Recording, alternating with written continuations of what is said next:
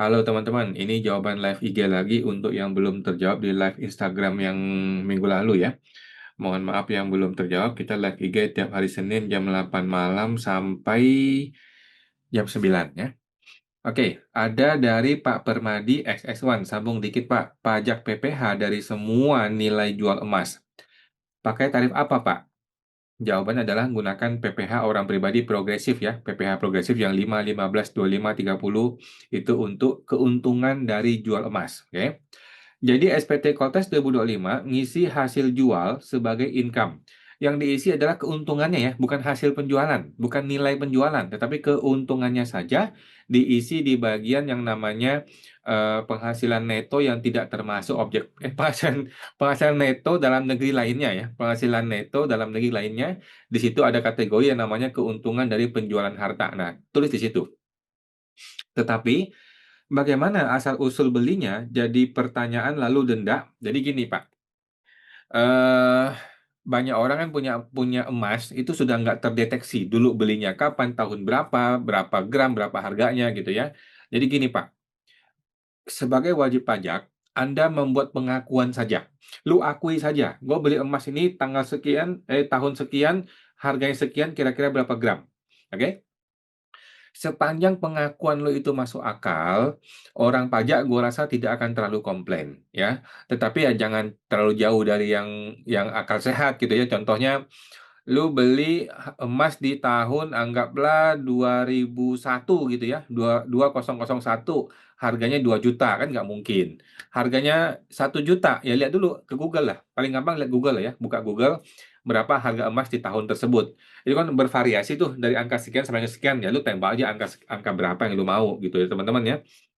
Jadi tidak perlu terlalu khawatir, teman-teman ya, nggak perlu terlalu ketakutan.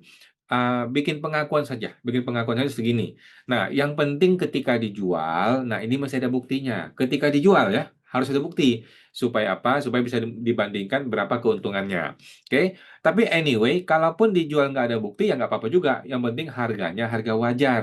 Kan sekarang 2026 nih, lu jual nih, ya 3 juta sekarang harganya per gram gitu. Itu sudah pasti gitu. Janganlah mengaku 2,5 atau 2,2 ya nggak bisa. Gitu teman-teman ya. Intinya sih orang pajak tuh nggak akan terlalu pusing sepanjang masih di dalam batas-batas kewajaran. Gue rasa seperti itu. Oke, thank you Pak Permadi, semoga terbantu. Bapak Permadi, Pak Permadi Bapak Permadi lagi, oh sudah ya. di XX1.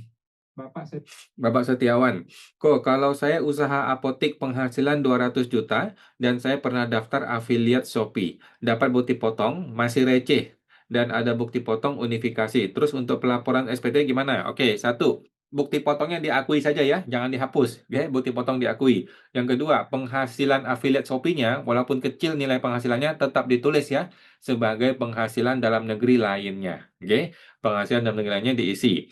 Udah kan, bukti potong diisi, sebagai gaji pajak, kemudian penghasilan diisi sebagai penghasilan, kemudian terhitunglah kurang bayar atau lebih bayar.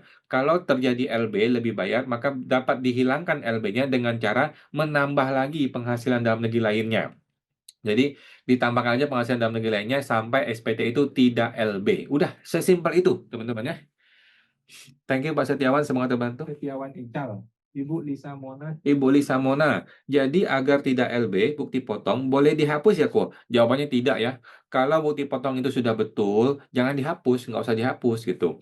Kalau hapus semua jadi nihil SPT-nya boleh juga kok. Jangan, jangan ya. Ngapain DJP bikin Cortex bertriliun-triliun gitu ya? Kalau dia sudah kumpulin data, datanya benar, lu hapus gitu ya. Jadi jangan dihapus teman-teman ya. Kalau datanya sudah benar, jangan dihapus. Tetap diisi di situ. Kalau terjadi LB, maka kita hilangkan LB-nya dengan cara memaksa SPT menjadi KB, menjadi kurang bayar ya, yaitu dengan cara menambahkan penghasilan yang neto dalam negeri lainnya, ditambahkan ya. Nah, thank you Bu Lisa, semoga terbantu. 1183. Ibu Ibu Mira, SPT PPN metode pakai perhitungan kembali. Pilihan tersebut untuk kondisi atau perusahaan apa? Jika pakai metode tersebut, di akhir tahun infonya diperhitungkan lagi bagaimana cara perhitungan akhir tahun tersebut. Ini mengenai badan, Bu ya. Ini mengenai badan SPT PPN. Gua rasa tidak ada perhitungan kembali ya. PPN-nya PPN ya begitu-gitu aja, PK kurang PM ya, pajak masukan sebagai kredit pajak keluaran dikurangi pajak masukan, terhitunglah pajak kurang bayar. Segitu ya, sesimpel itu teman-teman ya, Bu Mira ya, mengenai PPN. Jadi tidak usah memikirkan mengenai perhitungan kembali. PPN ya PPN, PK kurang PM, selesai gitu. Jadi ibu nggak usah pusing mengenai perhitungan kembali di akhir tahun, nggak ada itu ya. Yang ada adalah PPN seperti biasa, mekanisme PK kurang PM. Oke, thank you Bu Mira, semoga terbantu. Mira 4724. Bapak Wendy. Bapak Wendy, untuk agen properti yang pakai NPPN diisi di penghasilan dalam negeri pakai kode apa ya Pak? Soalnya ada agen asuransi. Oke, agen asuransi. Coba kita cek ya. Kita cek gra gratis SPTOP, kita masuk ke sini. Tadi dia bilang apa? Agen asuransi yang pakai NPPN diisi di penghasilan dalam negeri. Agen asuransi ya. Coba kita lihat penghasilan. Penghasilan.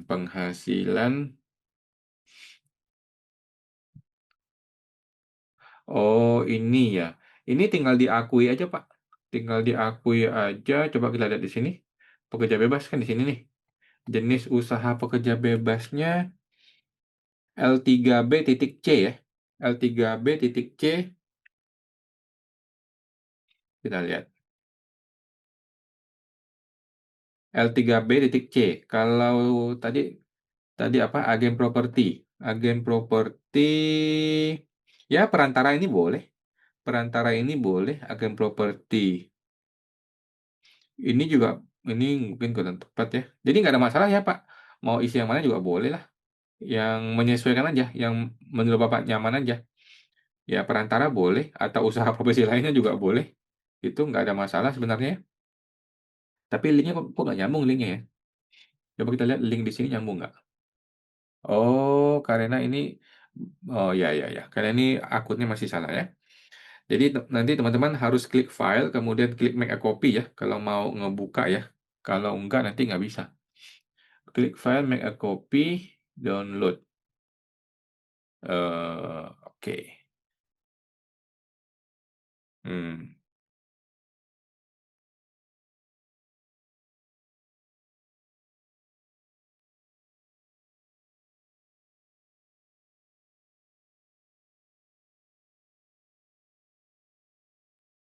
oke, kita lihat tadi L3B ya.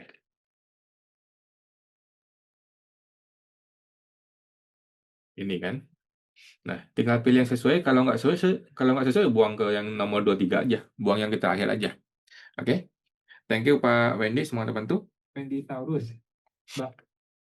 Bapak Kanto Handojo, kalau emas Antam dibeli 2019, 2024 lapornya setara kas, jadi 2025 lapor gimana? Nah, gini, untuk yang sudah dilapor di 2024, apapun bentuknya, maka dilapor kembali di 2025 dengan angka yang sama, bentuk yang sama. Oke? Jadi jangan berubah-ubah nih. Dulu emas, berubah setara kas, sekarang emas lagi, jangan. Atau dulu setara kas, kemudian emas, kemudian setara kas lagi, jangan. Jadi apapun yang sudah dilapor di 2024, ikuti itu. Oke? Jadi kalau sudah dilapor di 2024 sebagai setara kas, ya udah 2025 juga setara kas. Namun di internal kita punya catatan. Oh, ini setara kas itu bentuknya ini, salah satunya emas gitu loh. Oke? Seperti itu tuh Pak Handojoy supaya tidak ada perubahan dari 2024 ke 2025. Kecuali 2025 ada beli emas baru. Kalau beli emas baru, nah itu boleh dilapor sebagai emas kalau mau ya. Thank you Pak Handojo, semoga terbantu. Bapak Kangto Handojo.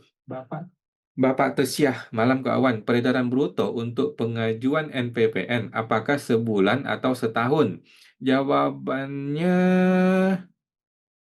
setahun, Pak ya, setahun. Tapi kan itu formalitas aja, jadi isi asal aja sih kalau saya sih ya. Oke, thank you Bu Tesyah. Bapak Rumoci Torang, kalau orang pribadi hanya punya penghasilan karyawan, tetapi sudah terlanjur cetak NPPN, apakah bermasalah dan bisa dihapus NPPN-nya? Jawabannya tidak masalah dan tidak perlu dihapus. Ya, NPPN itu dicetak dan tidak dipakai tidak masalah. Ya, jadi nggak ada masalah Bu, dicetak disimpan aja, nggak dipakai biarin aja, nggak masalah, nggak pengaruh apa-apa. Thank you Bu Rumoci, semoga terbantu. Bapak Rumoci Torang. Bapak Permadi. Pak Permadi, istri sewaktu punya tercantum di CV anak. Sekarang MPP istri udah dihapus. Apakah akta CV harus dikoreksi karena mungkin saja bisa dapat prefer, padahal SPT 2024 dan 2025 gabung suami. Oke, jadi gini, kalau Bapak mau, boleh diganti akte CV-nya, yang nama istri diganti jadi nama suaminya, gitu. Kalau mungkin merasa berat bayar notaris dan sebagainya, ya udah nggak usah diganti, tetapi langsung kalau ada prefer langsung lari ke suaminya, gitu. Oke, tergantung budget nih. Kadang kan ini mesti bayar uang untuk notaris. Thank you Pak Permadi sama teman-teman. ISS1, Ibu Mira, Ibu Mira, SPT PPN keuntungan pakai cara kredit dan unkredit seperti biasa dengan perhitungan PPN kembali. Yang mana yang menguntungkan? Jika jenis usaha jasa dengan PK 804. Oke, mohon maaf nih Bu, saya juga kurang paham mengenai apa itu definisi dari perhitungan kembali. Menurut saya tidak usah menggunakan metode-metode selain yang normal ya, selain yang metode biasa. Gunakanlah metode biasa. Kalau PPN ya udah PK kurang PM ya, pajak keluaran kurang pajak masukan. Tidak usah pakai metode-metode yang lain. Gue kurang yakin nih atau kurang paham ya Bu. Mohon maaf nih mengenai perhitungan PPN kembali. Thank you Bu Mira, semoga terbantu. 47, Bap, Ibu Leon Craft. Anak baru dapat bukti potong Oktober sampai Desember. Nicknya hanya daftar untuk sinkronin perusahaan buat bukti potong. Penghasilannya masih di bawah PTKP. Apakah anak boleh tidak lapor SPT 2025? Bukti potong masuk ke SPT orang tua boleh nggak? Oke, yang pertama, apakah anak sudah punya MPWP atau belum?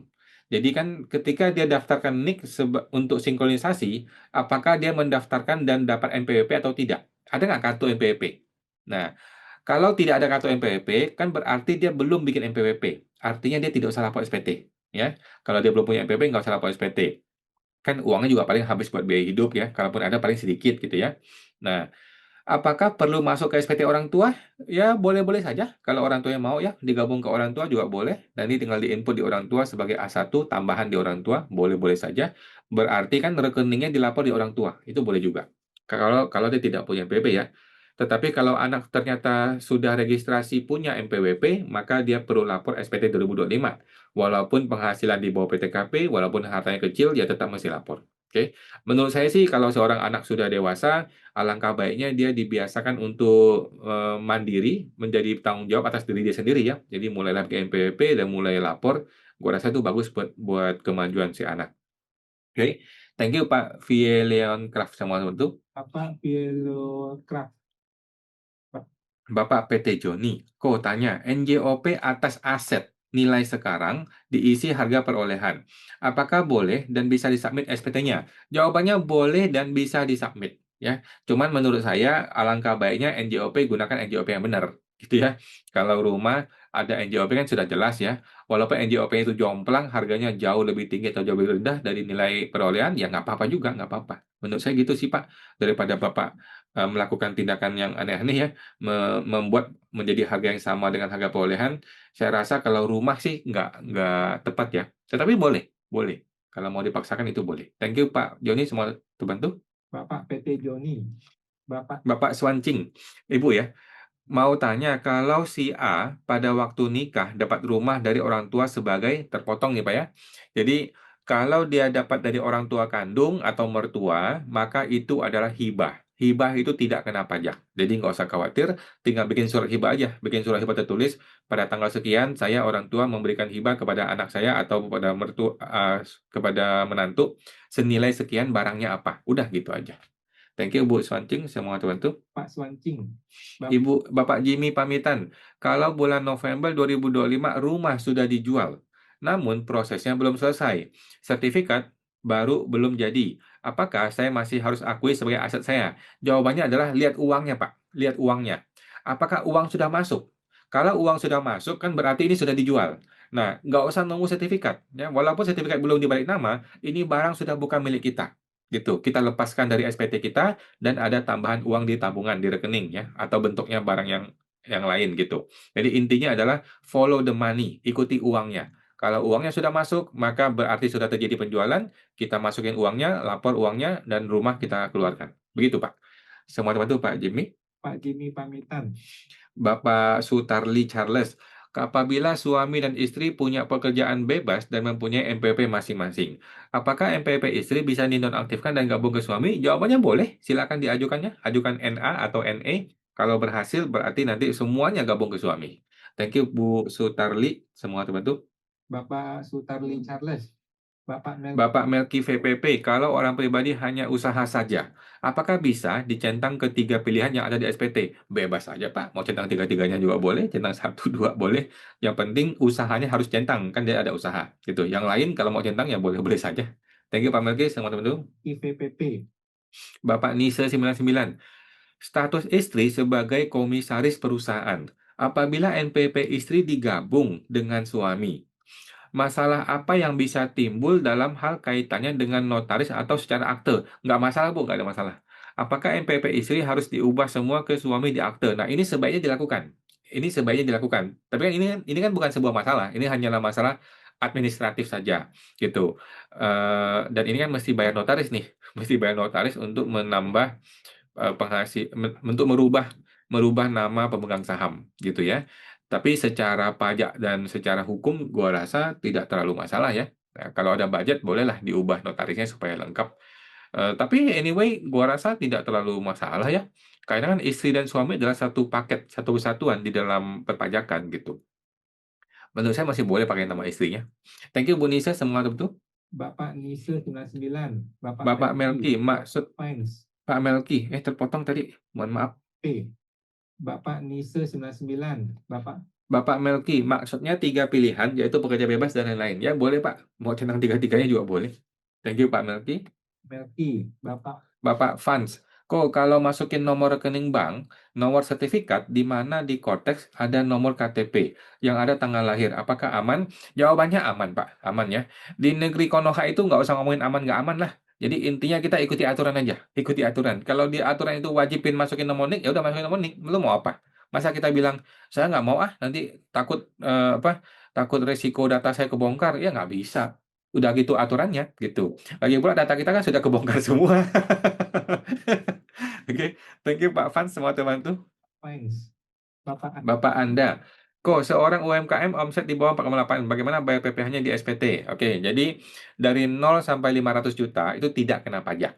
Oke, setelah 500 juta dia mulai hitung pajaknya berapa, kalikan 0,5%. Oke, contoh Januari omsetnya 200 juta, masih bebas pajak. Februari 200 juta, masih bebas pajak. Maret 200 juta nih, berarti kan di Maret itu yang 100-nya tidak kena pajak, yang 100-nya kena pajak. Karena yang 100 masih tergabung di kelompok yang 500 juta tidak kena pajak. Yang selebihnya mulai kena pajak, dibayar di bulan depan maksimal tanggal 15. Cukup dibayar, tidak usah dilapor.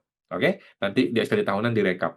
Thank you Pak Anda, semoga terbantu. Anda, Bapak Bapak Rumoci Torang, kalau WPOP lapor SPT tidak sesuai dengan mutasi rekening bank karena nyampur-nyampur, apakah bermasalah di level AR?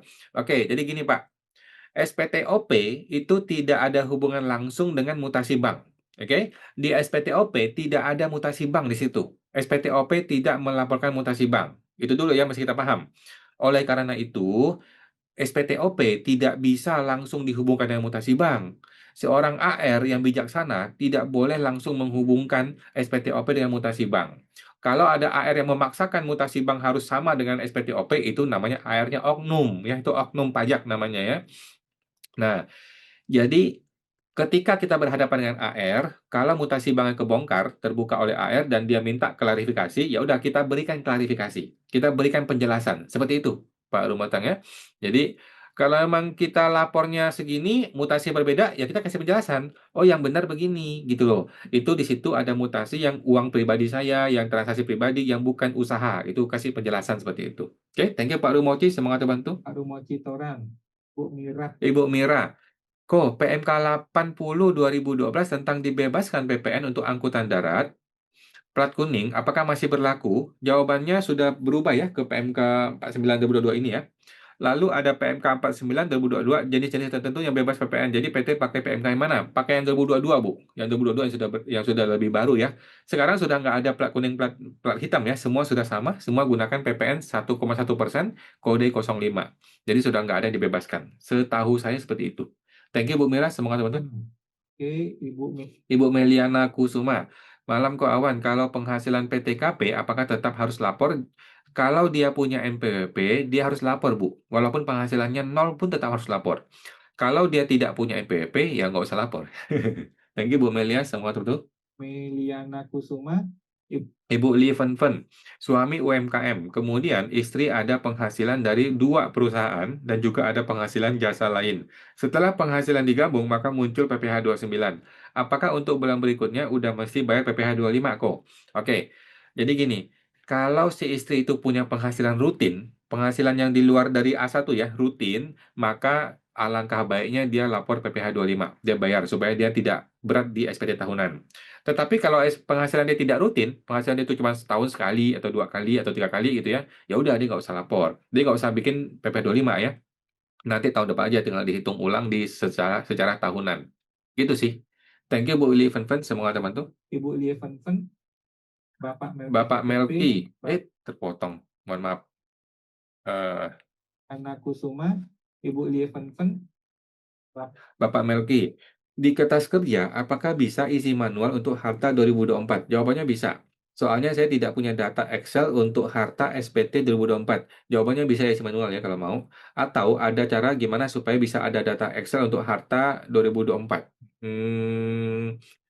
Jadi gini Pak, SPT data 2024 di kertas kerja itu kita hanya butuh nilai totalnya aja. Jadi Bapak nggak usah repot-repot ya menginput ulang di 2024, kita hanya butuh nilai totalnya aja. Nah, di 2025 lah Bapak input manual yang betul, ya, input manual yang benar satu-satu, gitu Pak. Jadi nggak usah repot-repot ke 2024. Kita hanya butuh totalnya aja 2024.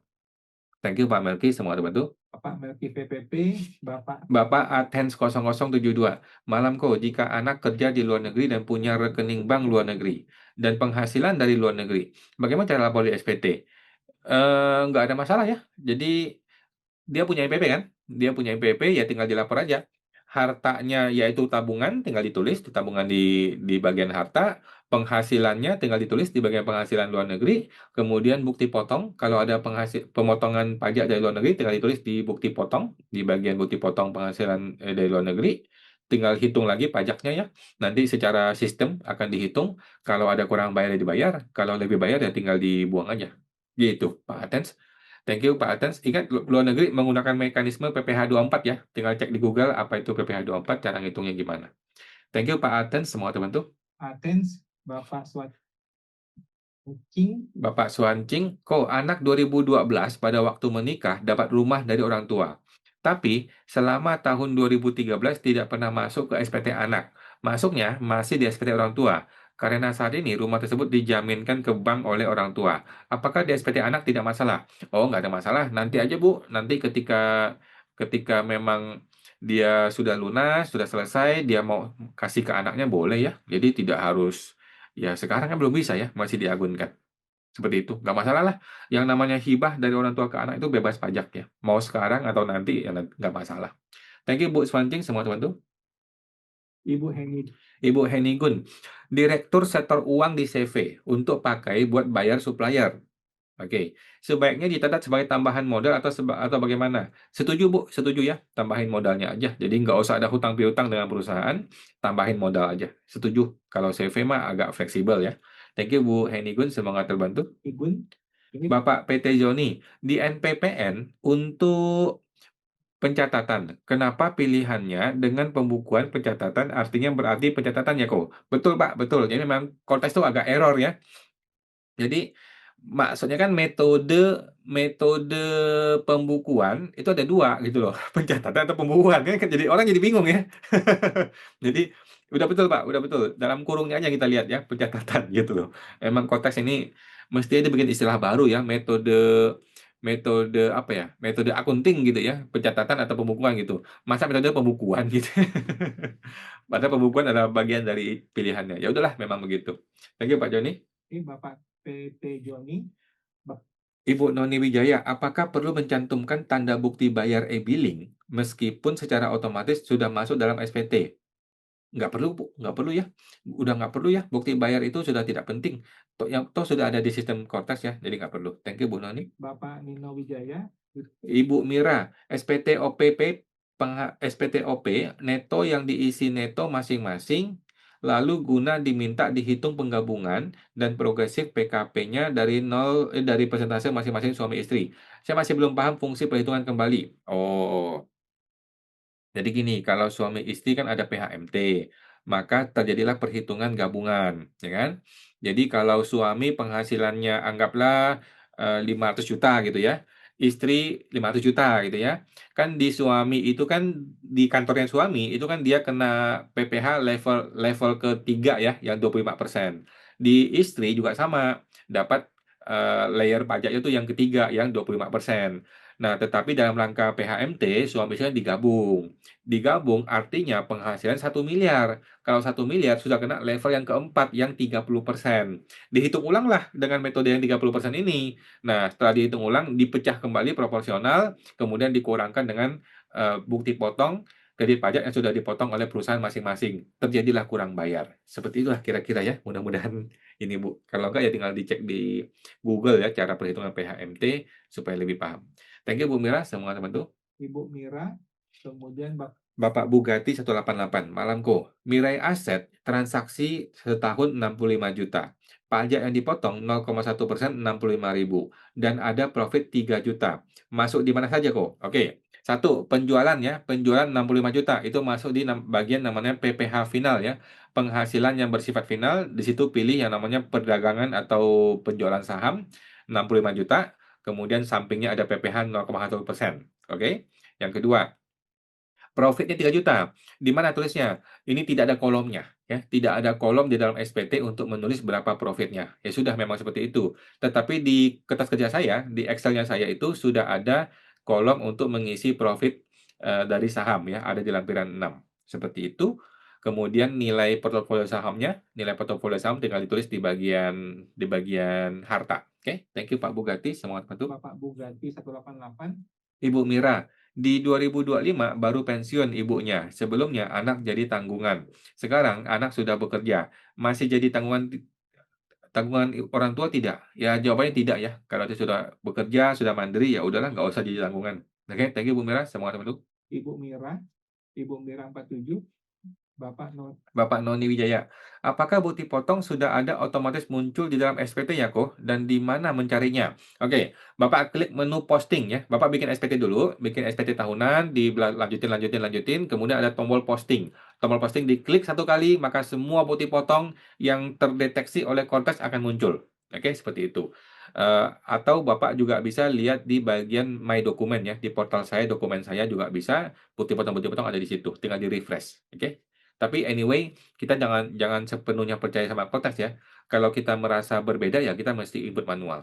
Thank you Pak Nino, semoga terbantu. Noni Wijaya, Bapak Rinaldi, kalau lapor SPT OP untuk harta termasuk saldo di rekening dilaporkan tidak real, kira-kira gimana ya Pak? Janganlah Pak, jangan ya. Laporkanlah yang real. Karena orang pajak tidak bodoh. Orang pajak bisa tahu isi saldo rekening kita ya. Jadi jangan dilaporkan tidak real. Laporkanlah yang real supaya kalaupun ada masalah, masalahnya lebih sedikit gitu ya. Kalau kita sendiri sudah tahu laporan kita tidak real, kan kita deg-degan nih, dalam hati kita tahu ini nggak beres gitu kan. Jadi kita hidup nggak nyaman, tidur nggak nyenyak gara-gara masalah hal seperti ini. Laporkanlah apa adanya Pak, real aja udah jujur nggak usah pusing. Thank you Pak Rinaldi, semua teman-teman. Bapak Permadi, maaf tanya lagi. Istri tahun lalu ada bukti potong masih pakai MPP dia. Apakah bukti potong sekarang harus info pemotong ganti pakai MPP suami? Jumlah dikit banget, thank you. Betul Pak ya, betul. Jadi kalau ke depannya masih mau dipotong lagi, maka ganti aja pakai MPP suami atau pakai NIK suami gitu. Ya, tapi anyway pakai NIK istri juga nggak apa-apa sih. Nanti juga akan masuk ke suami. Thank you Pak Permadi, semua bantu. Permadi SS1. Bapak Nana Marita, malam kok awan mau tanya, suami istri biasa lapor SPT tahunan masing-masing. Kurang bayar lumayan, dan bayar angsuran tiap bulan. Tahun ini via Cortex otomatis dijadikan pisah harta. Bagaimana angsurannya? Sama Pak. Bu, sama. Jadi metodenya akan sama persis seperti tahun sebelumnya. Sama persis. Mestinya tidak ada yang beda ya. Oke, thank you Bu Tana, semoga terbantu. Tana Marlita. Ibu Meli, malam kok, apa resikonya jika tidak mencetak MPPN? Resikonya adalah kita dianggap pembukuan. Nah, ini yang bikin masalah. Kita dianggap pembukuan, nanti kalau nggak ada pembukuan malah jadi ribut. Thank you, Bu Meli. Semoga terbantu. Meli, Bapak Bapak Nise, apakah boleh dividen luar negeri yang diterima dalam SGD dilaporkan sebagai USD setelah dikonversi kurs karena diinvestasikan dalam bentuk deposito USD? Ya terserah Bapak lah, terserah ini nggak ada masalah ya. Bapak hitung aja sendiri. Yang penting gini, yang penting adalah SPT yang kita laporkan itu bisa kita pertanggungjawabkan, bisa kita jelaskan kepada orang pajak. Itu yang penting, ya. Mau dikonversi dari SGD ke USD, ya itu kan internal ya, internal Bapak. Yang penting kan negara nggak rugi ya, negara tidak dirugikan, Bapak bisa kasih penjelasan. Udah gitu aja. Oke. Thank you Pak Nisa, semua teman-teman. Pak Nisa 99. Ibu Vialeon Craft, kerjaannya desainer gambar, dapat komisi. Pembelinya adalah orang luar negeri. Ini termasuk penghasilan dalam negeri ya kok? Sama aja sih Bu, mau dalam negeri dalam luar negeri juga sama. Baiknya dianggap sebagai UMKM atau pekerja bebas. Oh ini pekerja bebas ya, ini sudah jelas pekerja bebas. Menggunakan norma, iya betul. Kerjaan ini tidak rutin. Oke, oke, oke. Jadi yang pertama, mau luar negeri ataupun dalam negeri itu sama aja. Ya. Kalau dia kerjanya dari sini, ya dalam negeri. Kalau dia kerja di luar negeri, ya di luar negeri. Tapi intinya sama aja. Yang kedua adalah dia bukan UMKM ya, dia adalah pekerja bebas, menggunakan norma betul. Jadi mencetak NPPN ya. Oke, thank you Bu Feli. Ibu Vialeon Craft. Ibu Sani Frida, malam mau tanya terkait investasi saham di Bursa Efek. Contoh, Bapak jual BBCA 10 juta, pajaknya 10.000. Misal keuntungannya 1.000. Pertanyaan, catat di kontes pajak apa? Oke. Jadi penjualan Bu yang 10 juta itu ditulis di bagian penghasilan yang bersifat final. Kemudian keuntungan itu tidak ada kolom untuk mengisi. Keuntungan itu diisi di internal ya. Di kertas kerja saya ada. Di kertas kerja saya itu di bagian lampiran 6 ya. Kita lihat lampiran 6. Nah, di lampiran 6 internal ini ada bagian yang namanya keuntungan dari penjualan lampiran 7, sorry. Lampiran 7. Ada di sini nih. Keuntungan dari penjualan saham. Nah, di sini ya. Jadi penambahan hartanya berapa di sini ditulis. Ini rumus. Jadi ini mesti diisi manual. Oke. Seperti itu. Thank you Bu Sani. Fitrida. Bapak Marta Korlina, kalau mau dapatin rekaman mini course SPTOP 2005 kontes, daftar transfer kemana? Ibu tinggal hubungi ke manajer kita ya, Ibu Nana. Hubungi ke Ibu Nana, manajer kita ada, mungkin bisa di DM. Kalau nggak DM, mungkin di profil Instagram kita. Thank you Bu Marta, semua terbantu. Bapak Marta Corlina. Bapak Melki, kalau di daftar harta 2024 ada harta yang sudah tidak ada barangnya, contohnya mobil, itu harus gimana di SPT 2025? Dibuang Pak, dibuang ya. Nah pertanyaannya adalah kapan jualnya? Kapan jualnya dan berapa jualnya? Kalau ada untung berarti kena pajak, tapi kan mobil pasti rugi lah ya. Jadi dibuang aja 2025 Pak. Thank you Pak Melki. Bapak Melki VPP. Ibu Sani. Nah, Ibu Sani Frida yang tadi ya, catat di kontes pajak penghasilan final 10 juta, pajak 10.000 benar, jawabannya betul. Yang kedua, sedang keuntungan sebesar 1.000, dicatat di mana di kontes? Tidak ada catatan ya, tidak ada. Keuntungan saham itu tidak ada kolomnya di kontes, tetapi ada di kertas kerja gua. Di kertas kerja saya tinggal diisi di lampiran 7. Oke, memang kontes itu masih bodoh ya, seperti itu ya. Udah dari dulu gue bilangnya, mestinya konteks ada satu kolom dong untuk mengisi keuntungan dari saham dan kripto dan sebagainya supaya bisa mencocokkan dengan penghasilan, dengan kenaikan harta gitu ya. Thank you Bu Sani, semua terbantu. Lanjut. Fitrida. Bapak Janits, malam gue mau tanya. Kalau saya punya penghasilan karyawan dan ada penghasilan dari punya bimbel, apakah bisa pakai tarif UMKM?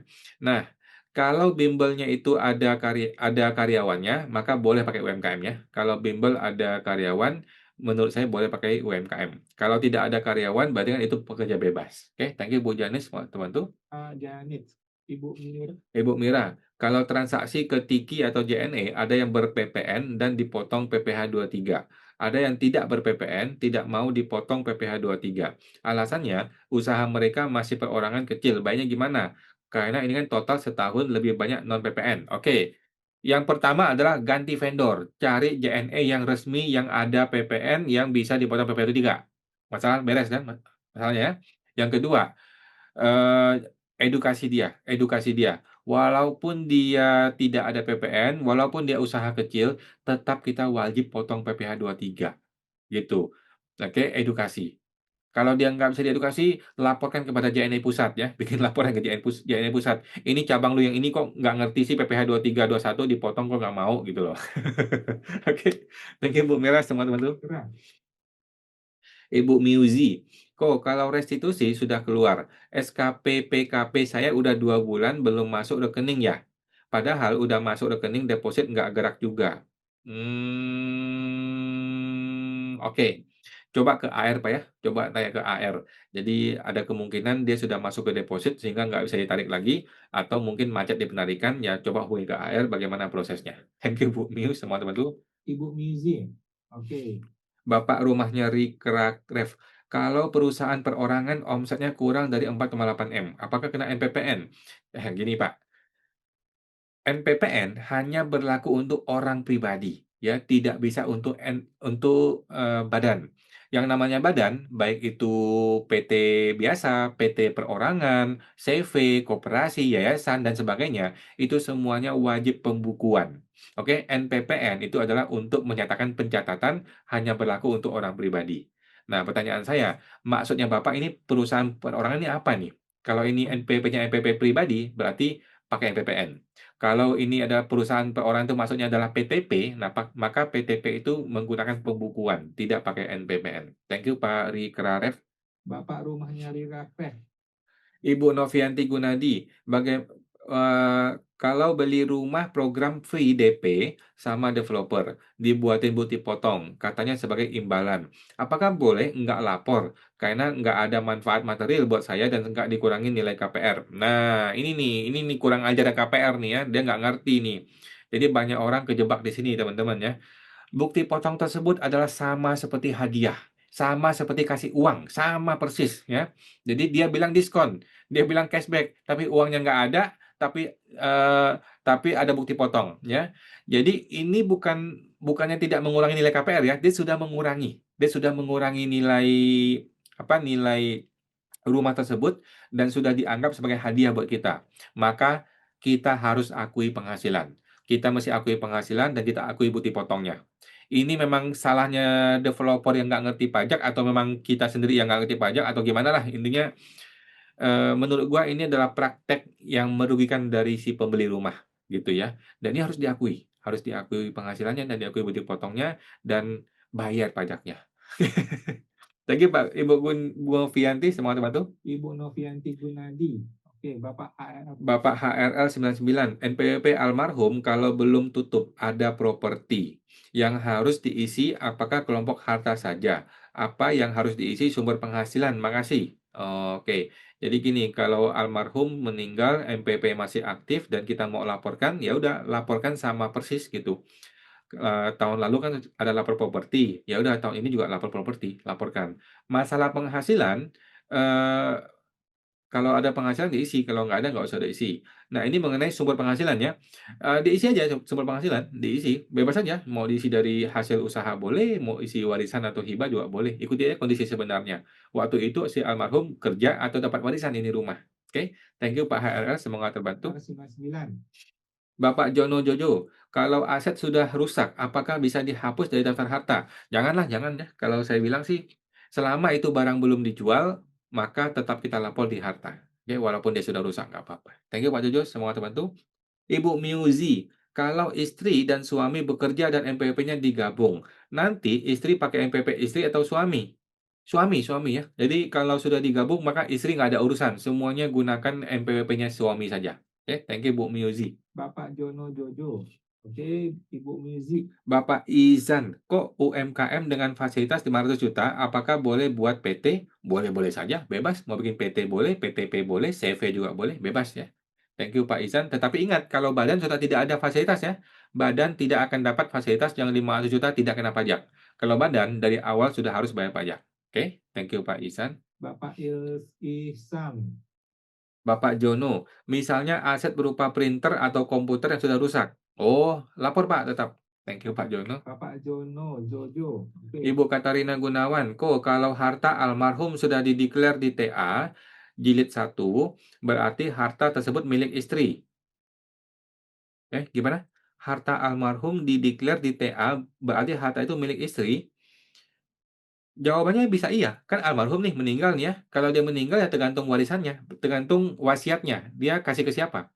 Kalau nggak ada wasiat, maka berlaku hukum Indonesia, yaitu istri dapat sebagian, anak dapat sebagian, ada hukumnya ya. Kalau nggak mau pusing, ya disepakati aja, istri sama anak-anak disepakati aja ini semua ke istri gitu contohnya ya. Kemarin saya tulis sumber harta hasil sendiri, salah ya kok? Nggak apa-apa Bu, kalau udah lapor nggak apa-apa ya, kalau sudah lapor nggak apa-apa. Apakah perlu pembetulan SPT? Bagaimana caranya? Udah nggak usah Bu, nggak usah pusing. Yang namanya sumber penghasilan itu gua rasa hanya formalitas ya. Kalaupun salah ya nggak apa-apa lah. Entar tahun depan baru kita betulin nggak apa-apa. Itu tidak pengaruh apa-apa. Thank you Pak, Ibu Katarina. Semua itu. Oke, Ibu Katarina Gunawan. Bapak Ridwan, anak saya baru punya NPWP 2025 bulan Maret. Semua rekening bank, sekuritas saham atas nama dia. NPWP masih atas nama saya. Saya hibahkan kepada dia per 1 Januari 2026 atau 2025. Boleh Pak, boleh-boleh aja. Jadi harta itu masih ada di orang tua gitu kan. Kemudian karena si anak sudah mandiri, sekarang mau dihibahkan ke dia. Boleh Pak, silakan dilakukan. Thank you Pak Ridwan. Ibu Ridwan. Oke. Bapak Ibu Novita, kok kalau suami karyawan, istri PPh final UMKM. Kalau memilih terpisah, pembuatan SPT seperti sebelum menikah sudah benar ya kok? Jadi kalau terpisah, maka harus pilih PHMT ya, PH atau MT, sehingga lampiran 4B itu masih diisi ya, bagian PHMT, dan nanti tinggal di bagian suami diisi 0 saja, gitu. Di bagian, ya, di bagian yang istri ya, diisi 0. Kalau nggak bisa diisi 0, ya isi Rp1. Oke, thank you Bu Novi, semua teman tuh. Oke, Ibu Novita Kristi. Bapak Nise, apakah kantor pajak tahu kalau suami istri punya perjanjian pisah harta atau tidak? Bisa tahu, bisa enggak, Pak. Jadi kantor pajak itu kan punya hubungan ke AHU ya, AHU akte notaris, bisa tahu, bisa enggak. Kalau dia tahu ya bagus, kalau dia enggak tahu, alangkah baiknya kita kasih tahu. Jadi kita yang memilih mandiri, itu lebih baik ya. Thank you Bu Nise, semua teman tuh. Ibu Veronica, kok UU BP pasal 1 ayat 1 itu apa? UU BP itu ada di video sebelumnya, Bu, ya. Ada di video sebelumnya, tinggal tinggal ditonton aja di video gua. Thank you, Bu Veronica. Bapak Nise, Ibu Veronica. Bapak Rizky 123, saya wajib pajak UMKM dapat bukti potong BP21 kodenya 17 dari tempat beli barang. Apakah dibiarkan saja di lampiran 1D atau dihapus karena saya tidak kerja di sana? Jadi gini, Pak. Bapak merasa itu benar atau tidak benar itu bukti potong. Mungkin Bapak pernah dapat cashback, pernah dapat imbalan, pernah dapat apa gitu ya. Nah, kalau itu benar, ada imbalan, ada cashback, ya udah, berarti itu betul ya. Bukti potong mesti diakui, penghasilannya pun mesti diakui. Kalau ada kurang bayar lebih bayar mesti diproses. Oke? Kalau Bapak merasa bukti potong itu salah, tidak benar nih, gua nggak pernah terima apapun dari PT itu. Bapak sebaiknya konfirmasi, telepon dia, "Pak, kok saya dapat bukti potong nih, tolong batalin dong, itu salah tuh." Nah, minta dibatalin baru kita bisa hapus ya. Jadi sebaiknya jangan jangan hapus kalau kita belum yakin itu salah. Thank you Pak Rizky sama teman tuh. Ibu Rizky. Kemudian Ibu Ibu Anggreni, kalau saya ada buat hak merek dagang, apakah perlu dimasukkan di SPT OP tahunan? Tetapi saya nggak tahu nilainya berapa karena baru buat hak mereknya. Oh, nanti aja, Bu. Nanti kan ketika Ibu sudah bikin, kan Ibu bayar tuh. Kalau Ibu bayar, berarti kan itu ada nilainya. Nah, contohnya Ibu bayar 2 juta gitu ya. Ya udah, 2 juta ini adalah nilai aset Ibu, nilai barang Ibu, nilai aset ya, intangible aset, aset lainnya. Thank you Bu Angga ini semua teman-teman. Bu Anggriani Tasya. Oke. Bapak Kohari, terus mau tanya untuk daftar mini course bagaimana? Oh, mini course tinggal ke Ibu Nana ya. Kalau nggak ke DM kita juga boleh, kalau nggak ke Instagram kita. Thank you Pak Kohari. Bapak Kohari. Oh, kalau mini course teman-teman boleh ke website ya, ke website sptorangpribadi.com ya, sptorangpribadi.com. Nah, disambung semua. Nah, seperti itu. Thank you Pak tadi. Ibu Chan Mei, kalau CV sudah habis 0,5% di tahun 2022. Sekarang bisa ajuin lagi nggak untuk laporan 2025 ini? Makasih. Ya nggak bisa Bu, nggak bisa. CV kalau sudah selesai, selesai. Tidak ada perpanjangan ya. Thank you Bu Chan Mei, semua teman tuh. Bapak Icam, malam kawan, malam Pak. Bapak Chanmi. Oke. Bapak Atens 0072, kalau ditipu sama supplier, sudah transfer uang tapi barang nggak dikirim dan nilainya cukup besar, 1 miliar. Buset! Bagaimana cara lapor atas kehilangan uang ini di SPT? Waduh. Lapor piutang, Pak, piutang, Bu. Piutang aja ya. Kan uang berkurang 1 M. Nah, munculkan harta baru namanya piutang kepada supplier ini ya. Bapak lapor polisi aja kalau perlu. Thank you Pak Atens, semoga bantu. Bapak Atens. Oke, Ibu Jessica Chandra, kalau suami istri kan omset 4,8 M. Nah, si istri lupa lapor UMKM kalau sama suami lebih dari 4,8 M. Baiknya gimana? Udah terbayar, solusinya apa? Keadaan gini bahaya nggak? Oke, jadi menurut saya nggak bahaya ya. Jadi memang menurut aturan terbaru PMK 163 2023 kalau nggak salah ya, itu ada aturan baru yang mengatakan omset itu masing-masing. Jadi masing-masing boleh 4,8, 4,8. Jadi itu aturan yang begitu ya, yang terbaru. Namun untuk 2026 ke depan menurut saya dihindari. Sebaiknya si istri matiin NPWP-nya, kemudian si istri boleh buka PTP atau CV atau PT gitu untuk memecah omset ke sana gitu. Jadi ke depannya jangan lagi punya gabungan lebih dari 4,8 M. Untuk yang sudah berlalu nggak apa-apa. Yang sudah berlalu itu masing-masing saja dan memang aturan itu belum memperbolehkan. Oke. Thank you Bu Jessica, semua teman-teman. Ibu Jessica Chandra. Bapak Jani, kalau dapat bukti potong afiliat, di penghasilan mana inputnya? Inputnya bukti potong afiliat itu di bukti potong aja, di bagian bukti potong lampiran 1D kalau nggak salah ya. Itu di bagian bukti potong, semestinya sudah muncul otomatis di situ. Oke. Kemudian penghasilannya, penghasilannya dilapor di penghasilan dalam negeri lainnya, penghasilan neto dalam negeri lainnya. Oke, thank you Bu Jani, semua teman-teman. Ibu Jani. Oke, Bapak Yap Darmananda, kalau ada bukti potong dari bank digital yang rasanya tidak mungkin karena saldo nggak sampai 100.000. Jadi bagaimana? Apakah bisa tidak diakui? Nah, kalau nilai kecil Pak ya, kalau nilai kecil diakui aja, udah nggak usah pusing. Kalau nilai kecil, daripada kita hapus terjadi masalah, diakui saja, kemudian penghasilannya diakui juga, kalau ada lebih bayar, ya tinggal dibikin kurang bayar. Gitu. Kan nilai kecil nih, gitu. Gitu sih, Pak, ya. Kalau Bapak hapus, takutnya nanti sama DJP dipanggil, dikonfirmasi, kan repot sendiri nanti ya. Thank you Pak Yap Dharma, semoga terbantu. Kecuali nilai gede, kalau nilai gede kita merasa berat, ya bolehlah kita komplain atau apa gitu. Bapak Yap Darmananda. Bapak Serbaguna, saya ada deposito di bank lumayan banyak, tetapi saya nggak pernah lapor nih buat dipotongnya. Apakah ada masalah? Nah, sebenarnya nggak ada masalah, Pak, sebenarnya ya. Tetapi untuk 2025 kan masih ada waktu nih. Masih ada waktu sampai akhir Maret 2026 ya. Jadi kalau bisa didapatkan bukti potongnya, kalaupun nggak ada bukti potong minimal nilainya berapa ya. Kan di ini, di semua bank sekarang sudah ada aplikasi handphone ya, dan di aplikasi itu sudah ada laporan pajak. Tinggal diminta saja laporan pajaknya, kemudian mintakan eh, apa nilai bunganya berapa dan nilai pajaknya berapa. Oke, thank you Pak Serbaguna, semoga terbantu. Bapak Serbaguna. Oke, Ibu Ibu Mejin, direktur apakah bisa tidak dapat gaji dari PT? Ini tidak lazim, Bu. Tidak lazim ya. Menurut saya sebaiknya dibikin gaji. Oke? Kalau dia nggak mau digaji, ya nggak apa-apa ya. Mungkin tahun pertama masih susah bisnisnya, masih nggak bagus, ya nggak apa-apa. Yang tidak boleh adalah dia terima dividen tiap bulan, tapi nggak ada gaji. Nah, itu nggak boleh. Jadi, kalau bisa di-balance, diseimbangkan antara gaji dengan dividen. Dividen itu setahun sekali aja atau 2 kali. Kalau tiap bulan itu namanya gaji, gitu. Kalau memang masih susah, masih rugi, nggak mau gaji, ya boleh-boleh saja. Thank you Bu Miejen, semua teman-teman. Agent. Oke, Ibu Jani, bila ada aset tahunnya lama nih, belum dilaporkan. Bagaimana bila diinput saat ini? Konsekuensinya apa? Oh, kalau sudah lama banget Bu ya, nggak apa-apa, langsung tembak aja sekarang ya. Kalau sudah lebih dari 5 tahun kan tidak diperiksa lagi. Ya udah, langsung lempar sekarang aja. Tetapi ingat, harus cocok dengan penghasilan tahun ini, tahun 2025. Harus cocok ya. Nggak boleh tiba-tiba gede gitu. Thank you Bu Jani, semua teman-teman. Ibu Jani 9039. Bapak Wibangga. Kalau WP dapat bukti potong BP21 dengan kode 20 masuk di SPTOP di pos apa? Oke. Eh, kalau saya bilang sih campur aja ke penghasilan neto dalam negeri lainnya. Itu paling gampang, paling sederhana. Kalau nilai gede, nah baru udah dipikirkan menggunakan norma. Oke, thank you Pak Bangga, semua terbantu. Bapak Wibangga. Bapak Melki. Oke, Bu Lucy. Bagus sekali kameranya pakai apa? Saya pakai handphone biasa, Bu. Pakai handphone biasa, pakai kamera. Thank you, Bu, Bang ini. Bapak Kombasmi. Oke, Bapak Bravo, jika selama ini 0,5%, apakah harus cetak NPPN? Jawabannya wajib ya, wajib cetak NPPN walaupun ada UMKM 0,5% ataupun bukan. Ya, thank you Pak Bapak Bravo. Bravo.